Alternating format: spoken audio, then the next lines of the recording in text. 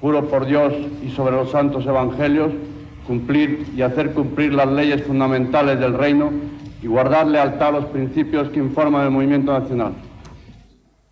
Manifestamos a la nación española que queda proclamado Rey de España don Juan Carlos de Borbón y Borbón, que reinará con el nombre de Juan Carlos I.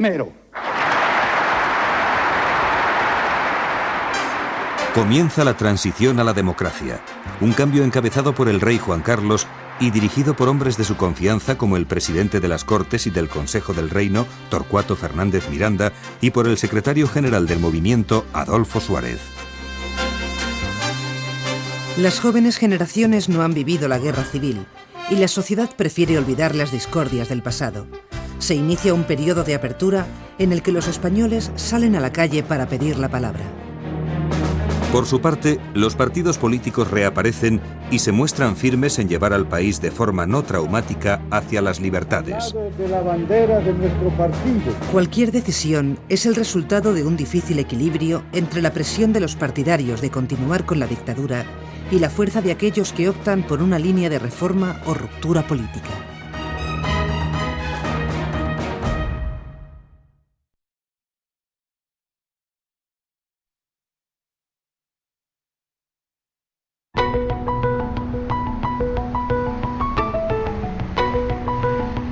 Hay que crecer, resurgir. La España que sufrimos fue una historia mal contada, no su verdad hasta el fin. El rey, tras una dura pugna entre bastidores, fuerza la dimisión de Carlos Arias Navarro, opuesto a los planes de reforma democrática que alienta el monarca. Arias, jefe del último gobierno de Franco, ha quedado al frente del Ejecutivo tras la proclamación de Juan Carlos I. La tarea de conducir el Estado hacia la democracia recae entonces sobre la persona de Adolfo Suárez, que goza de la confianza del rey. Director de Televisión Española y más tarde secretario general del Movimiento Nacional, pronto se muestra como un hombre de gran habilidad política. Suárez es la persona adecuada para pasar del viejo al nuevo orden. Juro desempeñar el cargo de presidente del gobierno con absoluta lealtad al rey y estricta fidelidad a los principios del movimiento nacional y leyes fundamentales del reino. La postura de Suárez favorece la reconciliación. Se muestra dialogante y capaz de rectificar opiniones propias. Suárez tenía unas características que facilitaban la estrategia que el rey quería desarrollar para la reforma política. Era una persona de su confianza, pero procedente del sistema, que por lo tanto levantaba menos suspicacias, probablemente en quienes tenían que apoyar el cambio. Probablemente con un primer ministro o un jefe de gobierno procedente de la oposición, la ley de reforma política no hubiera salido adelante. Ese mismo verano se gana la confianza de los ciudadanos al aprobar por decreto una amnistía para los presos políticos. Los profesores expulsados de la universidad por el franquismo retoman sus cátedras. El efecto psicológico en la población es enorme. Sin embargo, las protestas en la universidad prosiguen. La selectividad y la subida de las tasas no solucionan el problema de masificación en las aulas. Los estudiantes salen a la calle. Los cantautores del momento, muchos de ellos cercanos al Partido Comunista, actúan para los estudiantes. Ambos grupos se convierten en un referente antifranquista.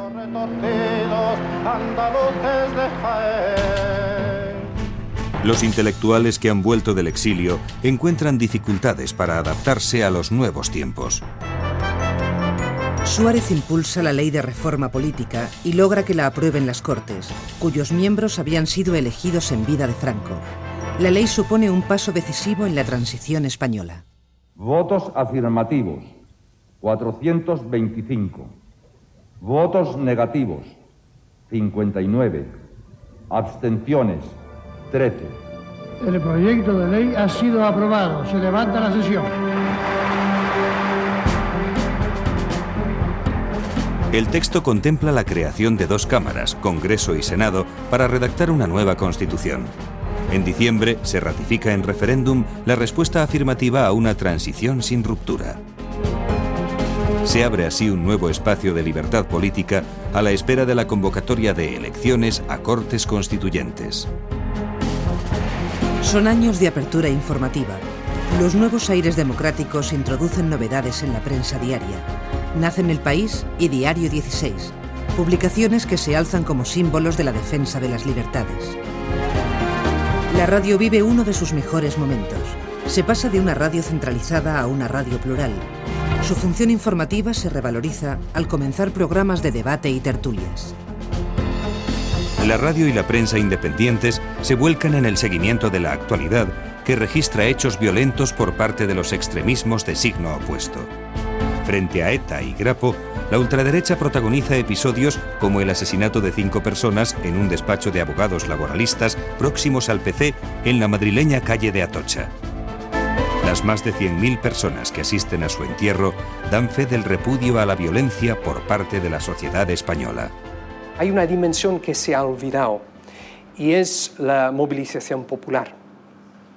Incluso cuando se estaba negociando en los despachos de los diferentes sitios, había gente en la calle pidiendo cambios. Yo creo que fue esta movilización política social que estableció los parámetros del cambio.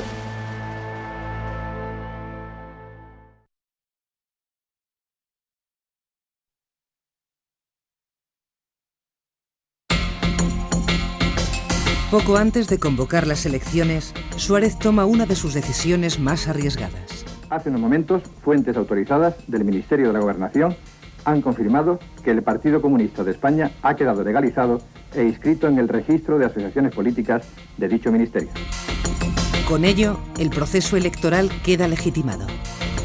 Esto fue una de las acciones más atrevidas de Suárez y brillantes también. En realidad no tenía mucha opción, porque el Partido Comunista lideraba la mayor parte del movimiento popular, de los sindicatos, de las asociaciones de vecinos, el movimiento estudiantil, donde el Partido Comunista era muy fuerte. Si no podía negociar con esa fuerza, la transición con dificultad podría hacerse. Claro, lo que le ofrecía Santiago Carrillo era una oferta interesante también, la contención de estos movimientos populares para reforzar la posibilidad de la democratización. El horizonte democrático se perfila en el ambiente preelectoral. Bajo la euforia del cambio, nace un gran número de agrupaciones políticas. Alianza Popular se configura como el principal partido de derecha con Manuel Fraga a la cabeza. En el centro se sitúa la Unión de Centro Democrático, UCD, liderada por Adolfo Suárez. Como partidos de izquierda más importantes, el Partido Comunista de Santiago Carrillo y el Partido Socialista Obrero Español de Felipe González, con una clara voluntad de transformación social. El nacionalismo vasco y catalán se revelan como una realidad latente.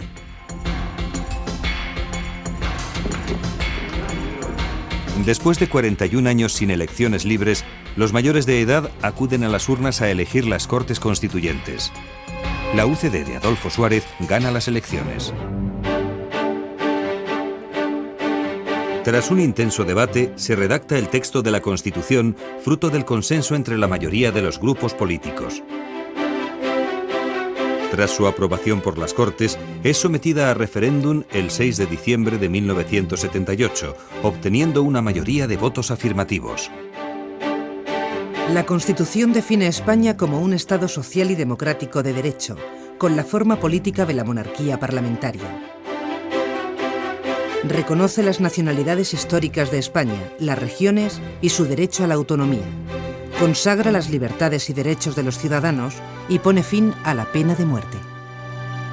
Fue sobre todo, yo diría, un triunfo de ambigüedad creativa, donde no se podía llegar a un acuerdo, se recurría a formulaciones que podían interpretarse de diferentes formas. O sea, un tipo de acuerdo entre todos de posponer una decisión sobre una cosa tan problemática que no se podía acordarse para otro momento.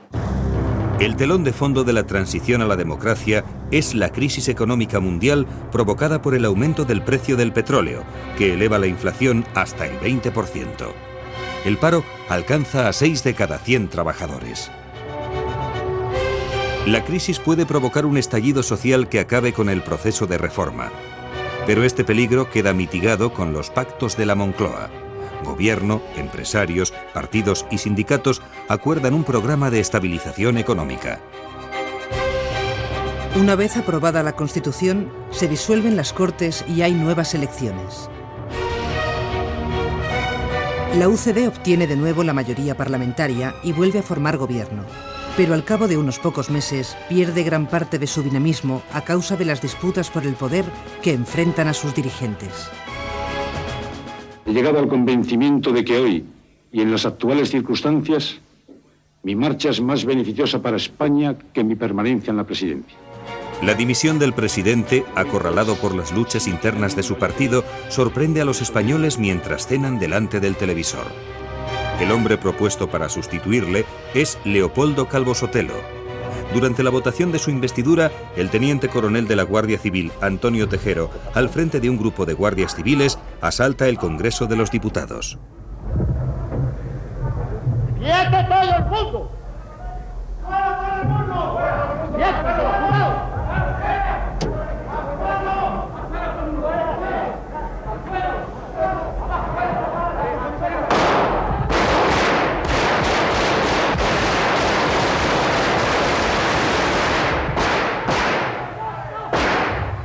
Mientras tanto, el capitán general de Valencia, Jaime Milans del Bosch, saca los carros de combate a la calle. El intento de golpe de Estado es el fruto del malestar de una parte del ejército que no acepta la evolución democrática del país.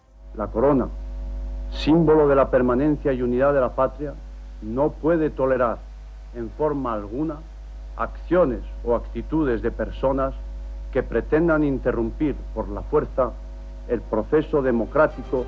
La rápida intervención del rey en contra del golpe supone el fracaso de los militares golpistas. Millones de personas se manifiestan en las calles a favor de la libertad. ¡Libertad! ¡Libertad! Nuestra decisión de vivir en democracia y nuestra voluntad de impedir que se reproduzcan hechos amenazadores para la libertad.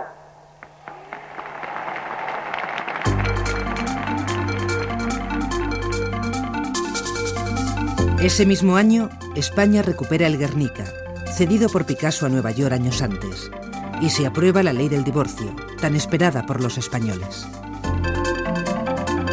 A finales de año se da otro paso hacia la integración del país en su entorno internacional con la adhesión a la Organización del Tratado del Atlántico Norte, la OTAN.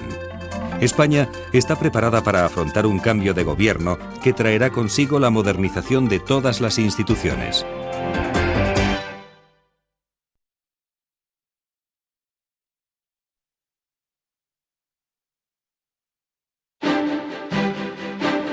La crisis interna de la UCD, incapaz de acometer la reforma de la administración pública, del ejército y de las fuerzas de seguridad, así como de modernizar la estructura económica del país, desemboca en elecciones generales anticipadas. 10 millones de votos para el PSOE se convierten en 10 millones de esperanzas en una democracia que va más allá del consenso para una constitución. La etapa de gobierno del Partido Socialista Obrero Español marca los verdaderos años de transformación social del país. La clase dirigente del PSOE pertenece a una nueva izquierda nacida de las filas universitarias de oposición al franquismo. El carismático Felipe González lidera un partido formado en el progresismo de los años 60. Tras la renuncia al marxismo, el partido combina ideas socialdemócratas con la confianza en el mercado como camino de prosperidad. Tal es la predisposición de los socialistas para democratizar y transformar el país, que la realidad política de aquellos años queda como un periodo de progreso social. Un proyecto reformista que no contempla la nacionalización de empresas y que, por el contrario, prevé la privatización de empresas públicas.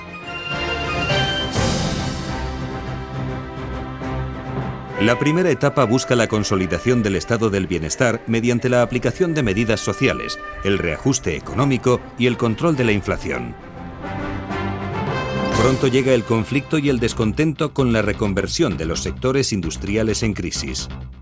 Es un momento de gran tensión social entre los trabajadores de la siderurgia y la construcción naval, que ven cómo el Partido de los Trabajadores reduce las plantillas y promueve las jubilaciones anticipadas.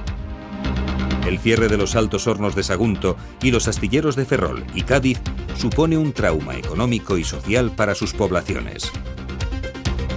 El fantasma del paro, que sobrevuela España desde la llegada de la democracia, sigue ahí. En 1985, la cifra de desempleados llega a más de 2,5 millones de personas, es decir, el 22% de la población activa. Pese al descontento social, los socialistas prosiguen con una reestructuración económica que tiene como objetivo el ingreso de España en la Comunidad Europea. Es un paso de gigante para la ruptura definitiva del aislamiento internacional de los años del franquismo. El 12 de junio de 1986, España ingresa en la Comunidad Económica Europea. Se inicia la carrera hacia un Estado social de corte europeo en el que la sanidad y la educación públicas son los grandes argumentos. Por primera vez, la Universidad Española deja de ser una institución clasista gracias a las numerosas becas. Se multiplican los colegios e institutos públicos y la cobertura médica llega a todos los ciudadanos. El gobierno socialista inicia un plan de renovación de carreteras que mejora la comunicación entre las comunidades autónomas.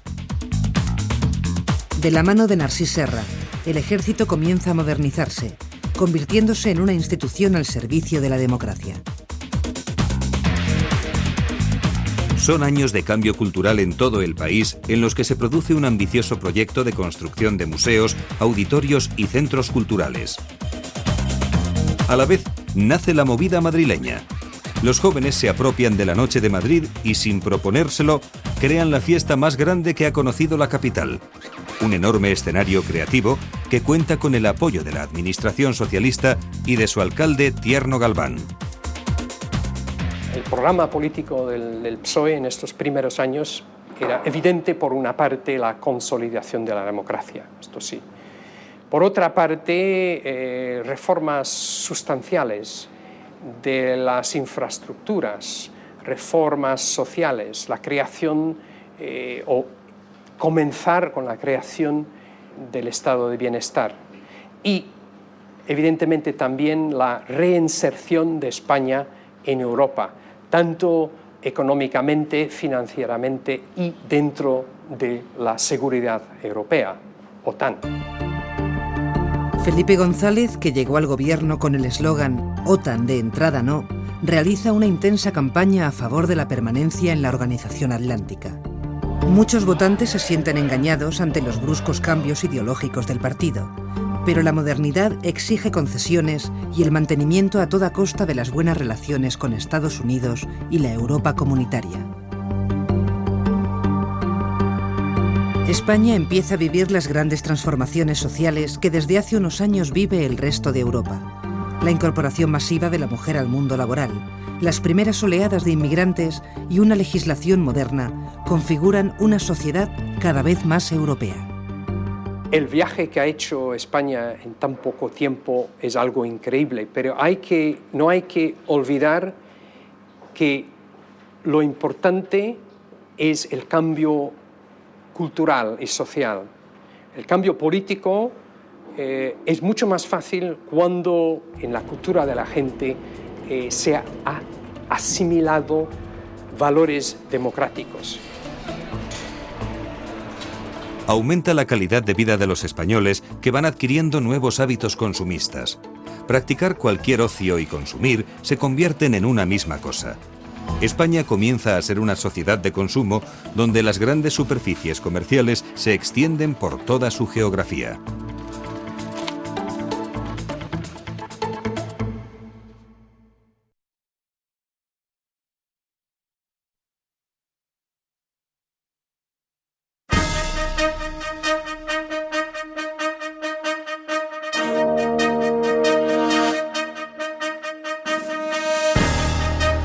En 1992, España confirma su transformación a través de dos espectaculares celebraciones, los Juegos Olímpicos de Barcelona y la Exposición Universal de Sevilla.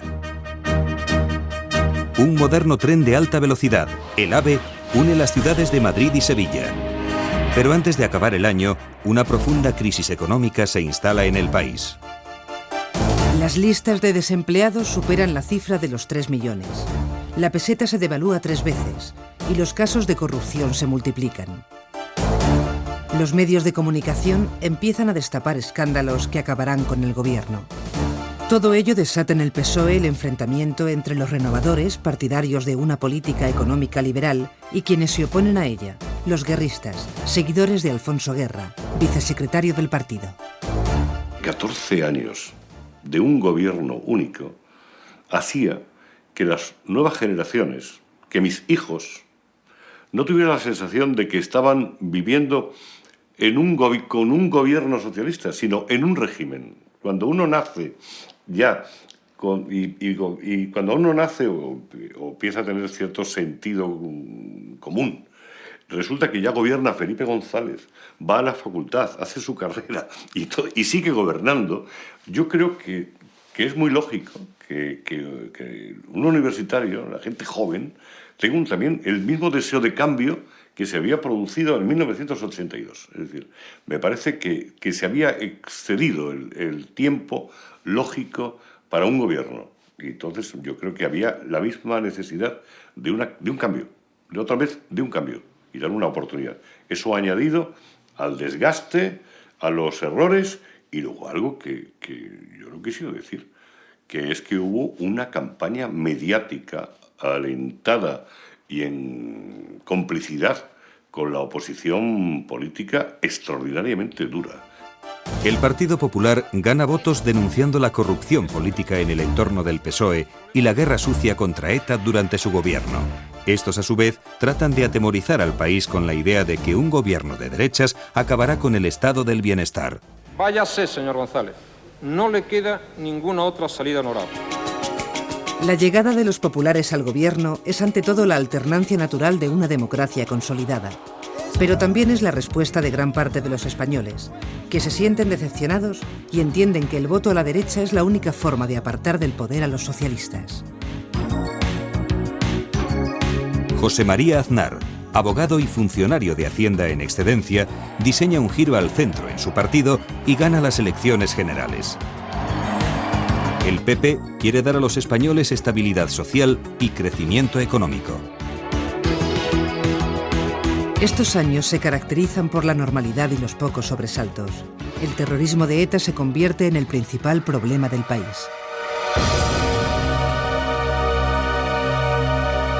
La presión policial sobre ETA va en aumento. La organización terrorista pasa a asesinar concejales y en julio de 1997 secuestra y amenaza con dar muerte en 48 horas a Miguel Ángel Blanco, un joven regidor de Ermua. El cumplimiento de la amenaza provoca una auténtica rebelión ciudadana contra ETA. Miles de ciudadanos vascos y del resto de España piden a ETA que cese de matar al grito de ¡basta ya! Es el llamado espíritu de Ermua. La envergadura de la movilización ciudadana obliga a ETA a cambiar de estrategia y en 1998 anuncia una tregua indefinida, que sin embargo romperá poco más de un año después. La inmigración experimenta un crecimiento espectacular desde mediados de la década de los 90. Muchos llegan sin papeles y se integran en la economía sumergida del país. Se quedan con los trabajos que no quieren los españoles, como el servicio doméstico, el campo y la construcción. Algunos se van integrando en el régimen de la seguridad social.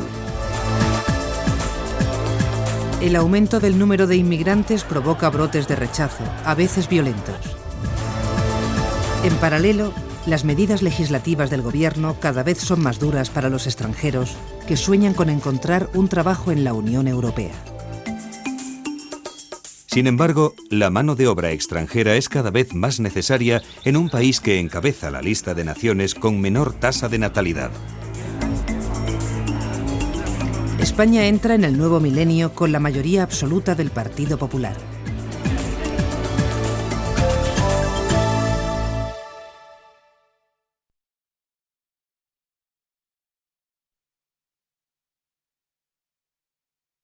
¡Hemos ganado las elecciones! Con el lema de España va bien, Aznar presenta la buena marcha de la economía como el gran triunfo de su mandato. Los avances tecnológicos abren nuevas posibilidades de comunicación. Poco a poco Internet se populariza y el correo electrónico se extiende de forma masiva. Pero es el teléfono móvil la gran revolución de estos años. En muy poco tiempo el número de móviles supera al de teléfonos fijos. Todo esto es posible gracias a las comunicaciones espaciales a través de satélites en órbita. Hispasat es un sistema español de satélites. Su función es atender la gran demanda motivada por la expansión de la televisión digital y el desarrollo de los servicios multimedia. A través de ellos es posible la transmisión de todo tipo de señales: voz, datos, vídeo, televisión e Internet.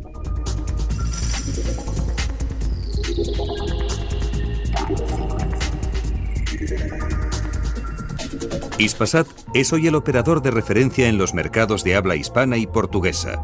Sin duda, una de las columnas vertebrales en la comunicación entre Europa y América. El gobierno se propone construir una sociedad de la información y el conocimiento. Muestra de ello es la Ciudad de las Artes y las Ciencias en Valencia, donde confluyen arte, cultura y espectáculo. El siglo XXI parece encaminarse hacia la sociedad del bienestar. Las cifras de desempleados disminuyen paulatinamente, llegando a situarse en torno al 10%. La otra cara de la evolución económica son los extraordinarios niveles de temporalidad y la precariedad en el empleo. Los españoles aprecian como nunca su tiempo de ocio y los empresarios buscan nuevas alternativas que ofrecer. Los parques temáticos se multiplican como fórmula de diversión y atraen a miles de turistas. La evolución de la sociedad en este tiempo es un testimonio directo del progreso del país. El gobierno de Aznar culmina la modernización del ejército al enfrentarse a su profesionalización. Las tropas españolas han estado presentes en misiones de paz y humanitarias en las guerras del Golfo, de los Balcanes y en Afganistán. Los años del nuevo milenio son los años de la globalización económica y también de la llamada antiglobalización, es decir, de la conciencia de que todos los países tienen y han de resolver los mismos problemas. La adopción del euro como moneda única común en Europa es un símbolo más de la progresiva desaparición de las fronteras entre países.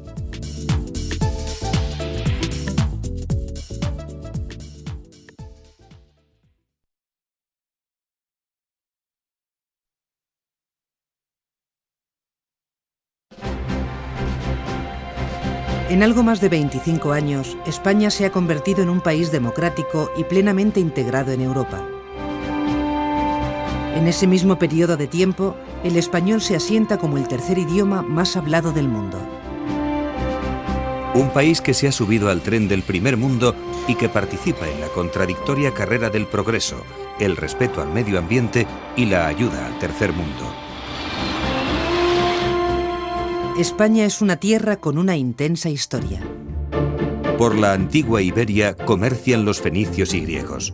Los romanos construyen carreteras, puentes y acueductos, y traen consigo una civilización urbana de la que hemos heredado su lengua y sus leyes. El cristianismo se expande a la vez que los hispanorromanos mezclan su sangre con los visigodos. Del lejano oriente llegan la ciencia y la sabiduría árabes. Reinos islámicos y cristianos se disputan la península. Finalmente, el Islam es derrotado. La unión de los estados cristianos bajo los reyes católicos convierte a España en una potencia europea y, tras la colonización de América, en un imperio mundial. Dos dinastías dirigen los destinos del país. Bajo los Austrias llega la edad de oro de la cultura española. a la vez que la monarquía hispánica conoce la culminación y el declive de su hegemonía en Europa.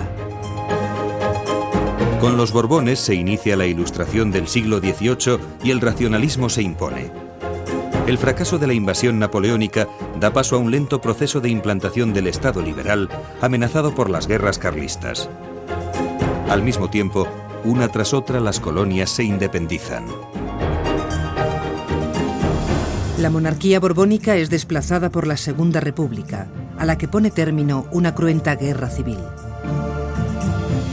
Tras la contienda, el general Franco instaura una dictadura que acaba 40 años más tarde, dando paso al periodo más largo de democracia que ha conocido el país. Así se ha construido España, un conjunto de pueblos que aportan su cultura y sus costumbres, un mosaico de creencias, de pensamientos contrarios, de civilizaciones distintas. Todos ellos son los protagonistas de un apasionante pasado. Ahora corresponde a las nuevas generaciones edificar el presente y responder a los desafíos del futuro, escribiendo nuestra historia en paz y libertad.